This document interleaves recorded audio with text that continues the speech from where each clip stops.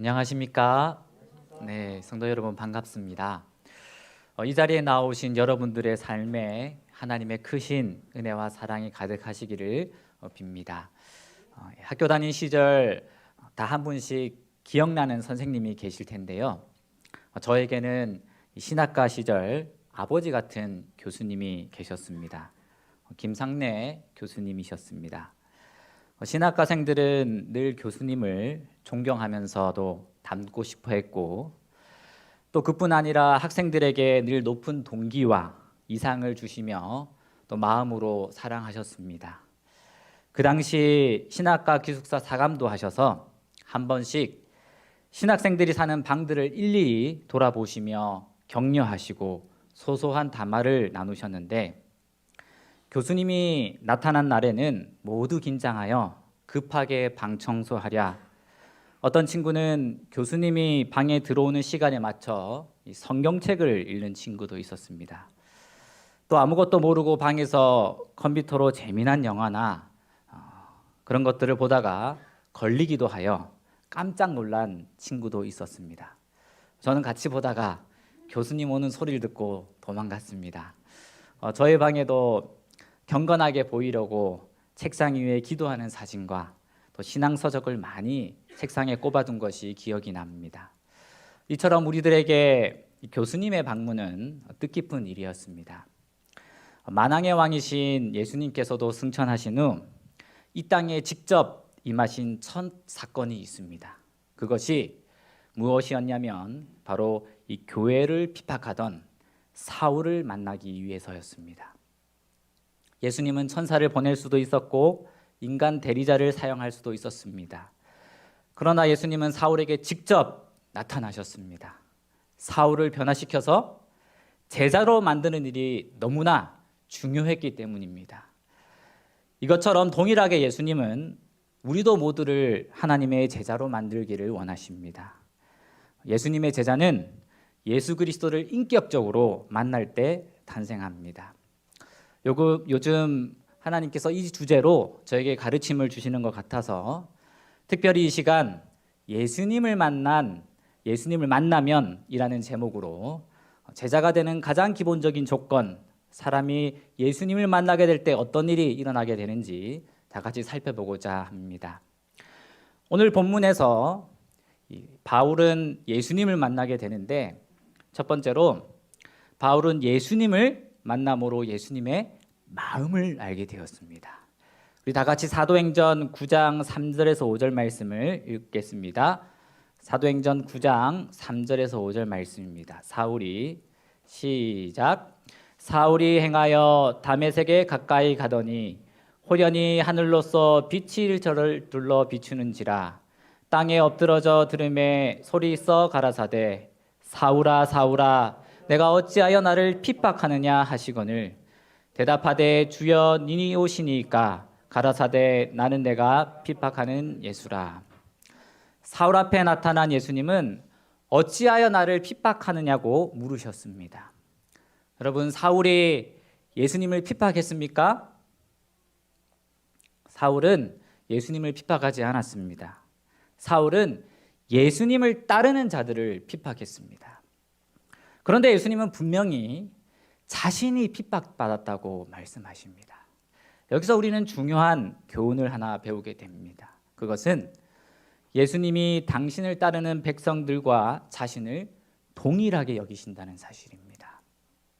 사랑하는 자들이 어려움에 처하면 예수님은 그 고통을 자신이 당한 것처럼 여기십니다. 몇 해 전 20살 난 아들을 가진 한 어머니가 있었습니다. 우울증을 앓던 그 아들은 하지 말았어야 하는 선택을 하고 세상을 떠났습니다. 너무도 이 큰 상처를 받은 어머니는 울먹이며 이 아들 이야기를 하였습니다. 남편과 함께 슈퍼마켓을 운영하느라 어린 아들을 신경 써서 돌보지 못했습니다. 어느 날 어린 아들의 다리가 시퍼렇게 멍이 든 것을 발견했습니다. 아들이 근 1년간 넘게 친구로부터 왕따를 당했다는 사실을 그제야 알게 되었습니다. 그녀는 후에 이 일만 생각하면 수년간 아들의 고통을 몰랐던 것에 대한 심한 죄책감에 눌리곤 했습니다. 어머니는 아들만큼 가슴 아파하셨고 아들이 떠난 뒤에는 오히려 더 아들보다 이 사실에 대해 잊지 못할 깊은 상처로 가슴에 남게 되었습니다. 여러분, 왜 어머니가 이렇게 잊지 못하고 오히려 더 가슴을 아파할까요? 왜 그렇습니까? 바로 사랑하는 아들이 고통을 당했기 때문입니다. 예수님을 따르는 자들이 핍박과 고통을 따를 때 왜 예수께서 고통을 당하실까? 그것은 사랑 때문입니다. 사랑하는 당신의 백성과 연결되어 있기 때문입니다. 여러분들 중에 남들이 알지 못하는 어려움과 시련을 겪고 계십니까? 그 어려움을 예수님은 알고 계십니다. 여러분이 아파할 때 예수님은 아실 뿐 아니라 함께 아파하신다는 사실을 꼭 기억하시기를 바랍니다. 또 아파하실 뿐 아니라 그분은 우리를 최선의 길로 인도하신다는 사실도 잊지 마시기를 바랍니다. 사울은 이 예수님을 만난 후 그는 유대인으로 바리새인으로 하나님을 잘못 섬기고 있다고 생각했습니다. 이것이 바로 바울이 첫 번째 깨달은 예수님의 마음입니다. 오히려 신앙적 열심이 하나님을 고통스럽게 했다는 이 사실을 깨닫게 되었습니다. 이 짐 베커라는 목사가 쓴 내가 틀렸었다라는 책이 있습니다. 우리는 잘 모르지만 이 베커 목사는 1970년대와 80년대에 미국 기독교에서 가장 영향력 있는 사람 중에 한 명이었습니다. 그는 카터 레이건 아버지 부시 대통령의 친구였습니다. 그가 만든 텔레비전 네트워크 PTL은 1,400만 명이 넘게 가정에서 수신했습니다. 1만 평도 넓은데 310만 평이 넘는 신앙 수양관인 헤리티지 USA를 비롯해 그는 많은 기독교 사역을 했습니다. 그가 전한 복음의 핵심은 성공복음, 즉 기복신앙이었습니다. 예수를 믿으면 이 세상에서 잘 산다는 것이 그의 메시지였습니다. 그의 다이나믹한 설교는 복음 그 자체로 여겨졌습니다. 그런데 그렇게 성공 대도를 달리던 그를 사단은 가만두지 않았습니다. 유혹을 건넸을 때 그만 넘어지고 그의 좋지 않은 많은 면들이 비리와 함께 국제적으로 뉴스화되었습니다. 깊은 나락으로 추락했습니다. 공금 유용 혐의까지 겹쳐 그는 무려 45년의 선고를 받고 옥살이를 하게 되었습니다. 그가 감옥에 있는 동안 그가 행했던 PTL 방송과 또 헤리티지 US에 있는 다른 사람에게 넘어갔습니다. 그는 전 재산을 잃었고 소송에 패함으로 2천억 원이 넘는 채무를 지게 되었습니다. 여러분, 소송에 2천억 원이 넘는 돈을 진 것을 보면, 채무를 진 것을 보면 얼마나 그의 재산이 많았던지를 짐작할 수 있습니다. 그의 아내는 떠나버렸고 딸은 무일푼이 되었으며 아들은 학교를 중퇴하고 마약과 술에 빠졌습니다. 다행히 공금 유용 혐의에 대해 무죄 판결을 받고 그는 4년 6개월 만에 출소하게 됩니다. 이 감옥에 있는 동안 성경을 다시 보게 되었고 그리고 예수 그리스도를 인격적으로 다시 만나게 되었습니다. 그는 그동안 화려하게 살았던 삶이 잘못됐다는 사실을 깊이 깨닫고 그 깨달음을 얻은 다음에 쓴 책이 바로 이 책입니다.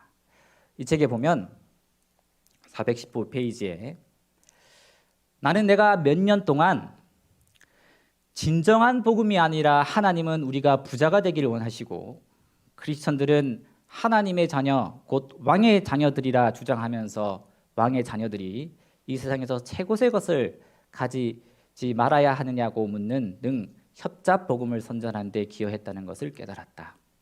나는 성경을 공부하면서 성공 복음이 성경 말씀의 방향과 일치하지 않는다는 것을 인정해야만 했다. 내가 많은 사람들을 잘못 인도했다는 것을 깨닫고는 마음이 무너졌다. 비록 나는 예수님을 따르기로 약속했지만 주님의 방식으로보다는 내 방식으로 하기를 원했다. 나는 그분에게 내 삶을 바쳤지만 여전히 내가 삶을 조정하고 있었다. 나는 한때 하나님이 나를 버리셨다고 생각했다. 내가 틀렸었다. 하나님이 나를 버리시지 않는다는 것을 새롭게 깨달았다. 그분은 내가 당신께서 원하시는 사람이 되도록 나를 빚고 계셨다.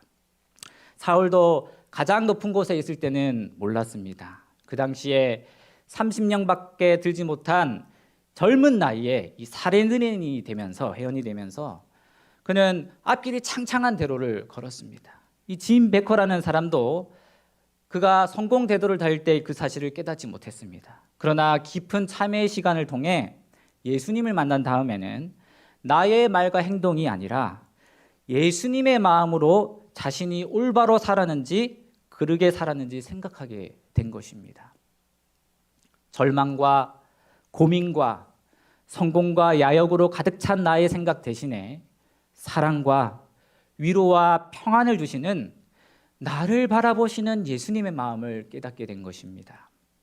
저도 여러분도 그렇게 되기를 간절히 바랍니다. 사람이 예수를 만나면 말과 행동의 본질에 무엇이었는지, 자신이 올바로 살았는지 그르게 살았는지 알게 됩니다. 최근 잠언서를 읽었는데 내 생각, 내 주장을 하는 것이 얼마나 어리석은지 많이 깨닫게 되었습니다. 미련한 자는 자기 행위를 바른 줄로 여기나 지혜로운 자는 공고를 듣느니라. 미련한 자는 명철을 기뻐하지 아니하고 자기 의사를 드러내기만 기뻐하느니라. 내가 스스로 지혜롭게 여기는 자를 보느냐? 그보다 미련한 자에게 오히려 바랄 것이 있느니라. 아멘. 우리는 성경을 통해 매일 예수님을 만날 수 있습니다. 사울이 예수님을 만났을 때 자신이 하나님을 대적하는 삶을 살고 있었다는 사실을 알게 된 것입니다. 저와 여러분은 어떻습니까? 저는 그랬습니다. 하나님은 이 사실을 깨닫는 자에게 바로 하나님은 하늘 문을 열는 이 창고의 열쇠를 허락해 주실 것이라 믿습니다. 그런 삶을 살게 되는 저와 여러분이 되시기를 간절히 바랍니다. 둘째로 예수님을 만난 바울은 예수님의 눈을 가지게 되었습니다. 사도행전 9장 18절에서 21절 말씀을 보면 즉시 사울의 눈에서 비늘 같은 것이 벗어져 다시 보게 된지라. 일어나 침례를 받고 음식을 먹음에 강건하여지니라. 사울이 다메섹에 있는 제자들과 함께 며칠 있을새 즉시로 각 회당에서 예수의 하나님의 아들이심을 전파하니 사울은 힘을 더 얻어 예수를 그리스도라 증명하여 다메섹에 사는 유대인들을 굴복시키니라. 사울에게 전에는 이 다메섹이라는 곳은 정말 골치 아픈 곳이었습니다. 예수를 믿는 자가 많은 곳, 문제를 일으키는 사람이 많은 곳, 생각하면 기쁜 나쁜 곳이었습니다. 그런데 사울이 예수님을 만난 다음에는 보는 눈이 바뀌어 다메섹은 그의 선교지가 된 것입니다. 그래서 사람이 예수님을 알고 나면 예수님을 통해 환경을 바라보면 그 환경이 다르게 보입니다. 캄보디아에서 1년 동안 살 동안 가장 기억에 남던 것은 정말 뜨거웠다는 것입니다. 진짜인지는 체크를 안 해보지만 온도가 높게 올라갈 때는 50도까지 올라간다고 들었습니다. 10년이 지난 지금도 그 뜨거움이 느껴집니다. 나중에 알고 보니 그 나라 사람이 조금 검은 이유도 우리처럼 항인종인데 햇빛에 타서 검은 거였습니다. 그래서 그 나라에 꼭 필요한 것이 있는데 선글라스입니다. 인기가 너무 좋습니다.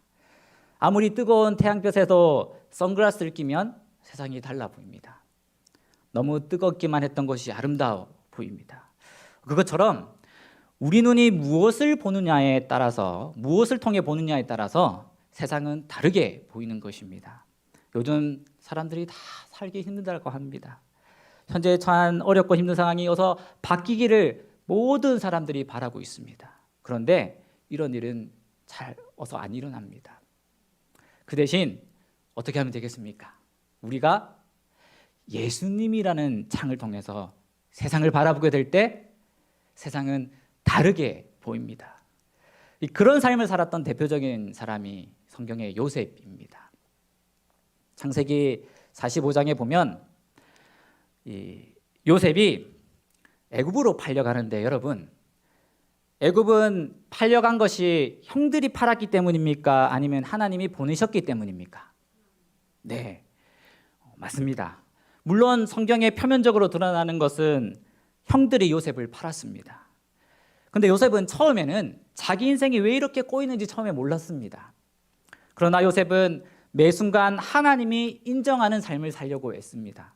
그 가정 속에서 그는 하나님의 임재를 풍성하게 경험한 것입니다. 요셉이 하나님을 경험하자 그는 형들의 이기적인 선택 너머에 있는 이 하나님을 보게 된 것입니다. 그러자 그는 하나님이라는 렌즈를 통해 자신이 처한 상황을 보게 되고, 그랬더니 그때 요셉이 한 고백이 이것입니다. 형들이 나를 팔았지만 하나님이 이 어려운 시기에 형님과 우리 가족들을 구원하시려고 하나님이 나를 여기에 미리 보내신 것입니다. 그런즉 나를 이리로 보낸 자는 당신들이 아니요 하나님이시라. 요셉은 자기가 처한 상황 속에서 하나님의 인도하시는 섭리를 볼 수 있었습니다. 저와 성도 여러분들도 그런 눈을 가지게 되기를 간절히 바랍니다. 군대에 가면 매주 종교 활동을 합니다. 특별히 훈련소에서 그 교회의 위세가 정말 대단합니다. 몇백 명의 남성 군인들이 모인 교회에서 실로암을 부르는 소리가 아직도 기억에 납니다.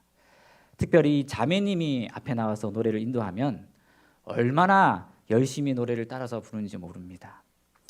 그런데 그때 지금도 기억나는 한마디가 있습니다. 여러분, 이제 훈련을 끝나고 다른 곳으로 자대 배치를 기다리고 있죠. 이때 여러분 이렇게 기도하십시오. 내가 필요한 곳으로 가게 해달라고 기도하지 마시고 나를 필요로 하는 곳으로 보내달라고 기도하십시오. 이 말이 저의 뇌리에 깊숙하게 박혔습니다.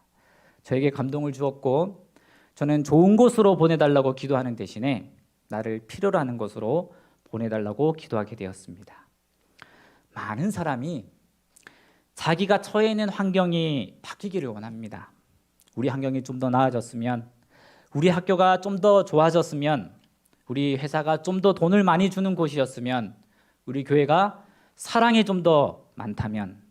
그런데 여러분, 먼저 기억해야 할 사실이 있습니다. 오늘 여러분들이 있는 이곳은, 그곳은 어쩌다 보니 거기 있게 된 것이 아니라 하나님이 여러분을 그곳에 두셨다는 사실을 깨닫게 되시기를 바랍니다. 돈이 많지 않아도, 많이 배우지 않아도 괜찮습니다. 하나님이 이곳에 우리를 두신 이유가 분명히 있는 것입니다. 하늘집이 우리를 위하여 준비되어 있음이 확실한 것처럼 이 세상에서 우리가 하나님을 위해 일할 특별한 자리가 정해져 있다는 사실도 확실하다. 여러분, 하나님을 위해 일할 특별한 자리가 어디일까요? 여러분이 있는 바로 이 자리입니다. 그 자리입니다. 내가 나의 가정에 있는 이유는, 내가 내 직장에 있는 이유는 바로 하나님의 특별한 자리인 것입니다. 하나님은 결코 실수하지 않으십니다. 하나님에게는 절대로 우연이 없습니다. 지원성과 같은 교회, 나 같은 죄인을 살리신이라는 찬미를 지은 존 뉴턴이 이런 찬송시를 썼습니다. 내가 예수님을 더 이상 볼 수 없을 때 그 시간들은 얼마나 지루하고 몸이 건조한가. 달콤한 기대들, 아름다운 새소리, 예쁜 꽃들, 이 모든 것들도 내게는 더 이상 달콤하지 않네. 한여름의 태양은 빛나건만 내게는 어둡고 들판은 즐거운 듯 보이려 하지만 내겐 헛되다네. 그러나 내가 그분 안에서 행복할 때면 12월도 5월처럼 유쾌하다네. 12월이 어떻습니까? 아주 추운 겨울이죠. 5, 6월은 정말 덥습니다. 그런데 12월도 5월도 유쾌할 수 있다는 것입니다. 우리 성도 여러분은 어떠십니까?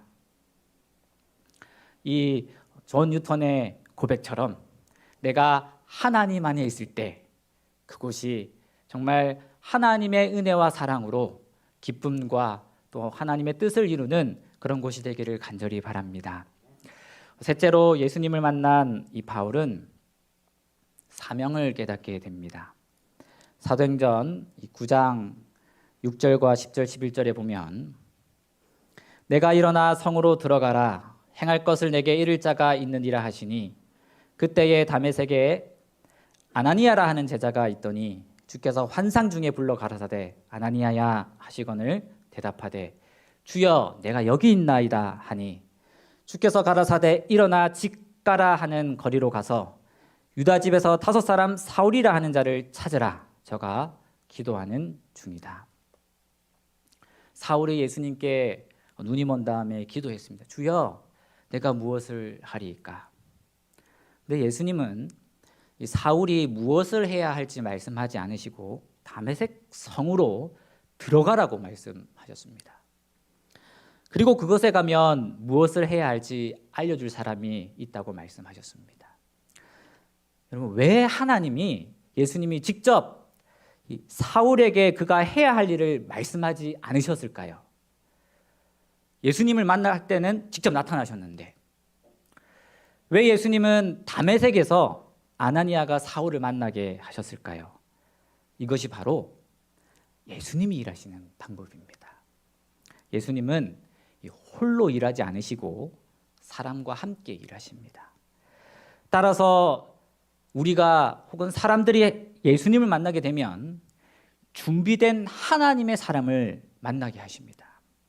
하나님은 당신을 만난 사람에게 하나님의 백성을 연결시키십니다. 시대의 소망에 보면 예수께서는 죄인들의 친구이심으로 그들이 근심할 때 마음 아파하신다. 그분은 하늘과 땅의 모든 권세를 가지고 계시지만 인간의 계몽과 구원을 위하여 당신께서 정하신 방법을 소중히 여기시어 당신께서 세상의 빛의 통로로 만드신 교회로 죄인들을 인도하신다.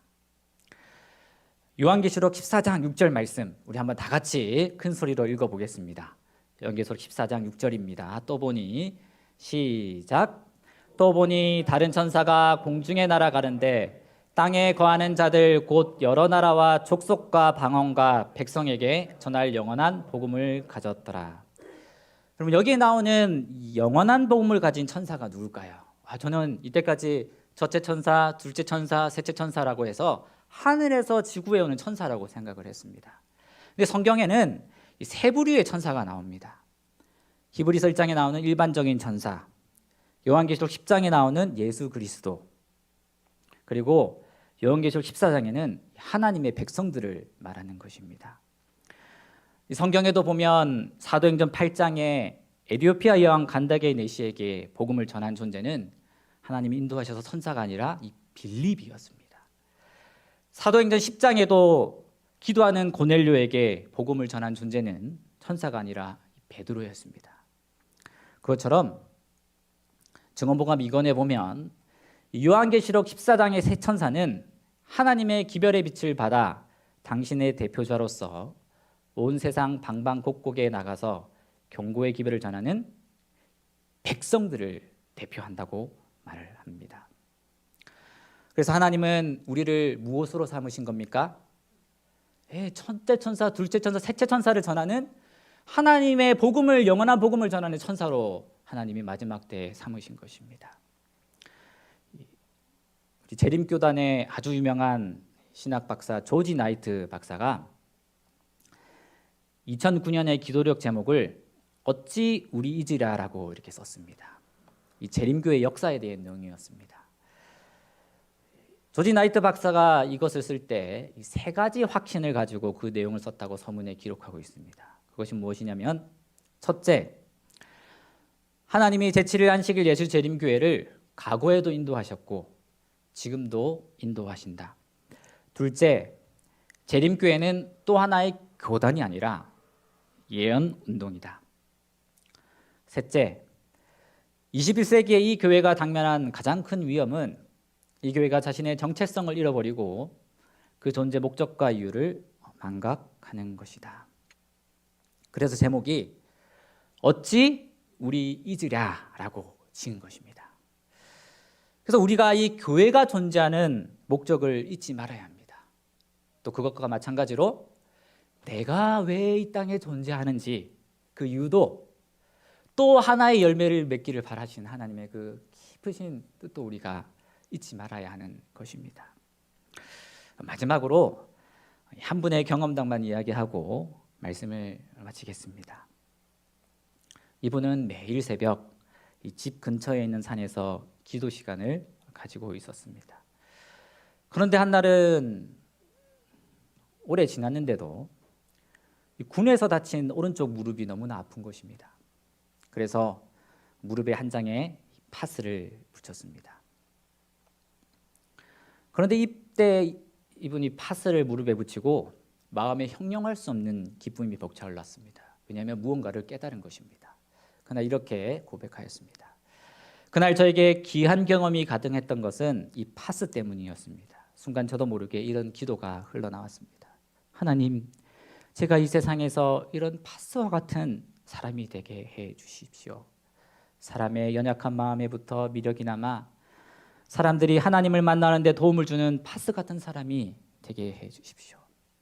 사랑이 식어 싸늘하게 된 가슴에는 핫파스가 되게 하시고 세상을 사랑하는 뜨거운 마음에는 쿨파스가 되게 해 주십시오.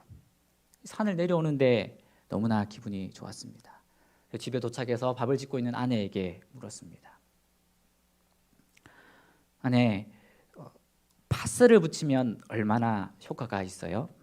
아내가 말했습니다. 파스는 별 효과가 없어요. 일시적으로 통증을 잊게 할 뿐이에요. 하루만 지나면 바꿔야 해요. 그때 저는 그 속으로 생각했습니다. 그래, 그게 파스야. 나는 사람들의 문제를 해결해 줄 수 있는 의사가 아니야. 다만 완전한 의사인 예수께 사람을 인도하기만 하면 내 임무는 끝나는 거야. 하나님은 그날 한 장의 파스를 통해 이 제 인생의 목적을 다시 가르쳐 주셨습니다. 이렇게 기록하였습니다. 사랑하는 성도 여러분, 우리도 이렇게 기도하며 하나님을 찾을 때에 이분에게 하나님께서 또 깨달음을 주시고 말씀하여 주신 것처럼 하나님은 우리에게도 말씀하여 주십니다. 예레미야 29장에 너희는 내게 부르짖으라. 너가 내게 와서 기도하면 내가 너희를 기도를 들을 것이요 너희가 나를 전심으로 나를 찾고 찾으면 나를 만나리라고 하시지 않으셨습니까? 신물교훈에 우리가 항상 주님을 우리 앞에 모시고 마음으로부터 그분에게 감사와 찬송을 돌린다면 우리의 신앙생에는 늘 새로운 힘을 얻게 될 것이다. 우리의 기도는 우리가 친구와 이야기하는 것과 같은 형식이 될 것이다.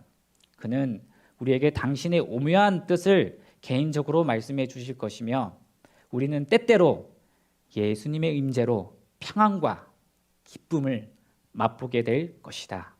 그가 에녹에게 하셨던 것처럼 우리에게 가까이 임하실 때에 우리의 마음은 뜨거워질 것이다. 정말 우리가 간절히 바라고 또 우리가 누리기를 우리 마음에 소원하는 일이 이 말씀이지 않습니까? 하나님이 주시는 이 평안이, 하나님이 주시는 이 성령의 뜨거움이 저와 여러분의 가슴에 이루어지기를 간절히 소원합니다. 오늘 우리는 예수님을 만나면 어떻게 되는지 이 바울을 통해서 알아보았습니다. 예수님을 만나면 첫째, 예수님의 마음을 알게 됩니다. 자신의 잘못을 보게 되는 것입니다. 두 번째는 이 환경을 바라보는 다른 시각, 바로 바울은 예수님의 눈을 가지게 되었습니다. 셋째로 예수님을 만난 바울은 이 사명을 깨닫게 되었습니다.